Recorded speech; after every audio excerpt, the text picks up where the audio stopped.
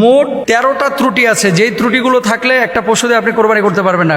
1 নম্বর, এমন পশু আপনি নির্বাচন করেছেন যে চোখে দেখে না, কানা, মানে অন্ধ পশু দিয়ে কোরবানি হবে না। 2 নম্বর, শ্রবণ শক্তি না থাকা, কোনো সারা শব্দ নাই, মানে বয়রা, এরকম কোনো পশু দিয়ে কোরবানি করা যাবে না। 3 নম্বর, অত্যন্ত দুর্বল এবং জীর্ণ শীর্ণ। 4 নম্বর, এই পরিমাণ ল্যাংড়া যে জবাইয়ের স্থান পর্যন্ত হেঁটে যেতে অক্ষম, এই পশু দিয়ে কিন্তু কোরবানি করতে পারবেন না, এটা আপনার জন্য জায়েজ নাই। লেজের বেশিরভাগ অংশ কাটা, একটু কাটা হলে সমস্যা কি, কোরবানি কিন্তু হবে না। জন্মগতভাবে কান না থাকা, কিছু গরুর জন্মগত আছে যে কান নাই, এ কোরবানি দেওয়া যাবে। তারপরে 7 নম্বর, কানের বেশিরভাগ কাটা, কোরবানি দেওয়া যাবে না। শিং উপড়ে গেছে, কোরবানি দেওয়া যাবে না। পাগল হওয়ার কারণে ঘাস পানি ঠিক মতো না খাওয়া, কোরবানি দেওয়া যাবে না। বেশিরভাগ দাঁত না থাকা, রোগের কারণে স্তনের দুধ শুকিয়ে যাওয়া, ছাগলের 2টি দুধের যে কোনো একটি কাটা, গরু বা মহিষের 4টি দুধের যে কোনো 2টি কাটা। কিন্তু আমরা এই জিনিসগুলো না দেখে শুধু দেখি কি যাওয়ার পরে গরুটার গোশত আছে কিনা, নিজ খেয়াল করার টাইম নাই, পেটে বাচ্চা আছে কিনা, এগুলো অনেকে খেয়াল করে না। তো এগুলো খেয়াল করবেন।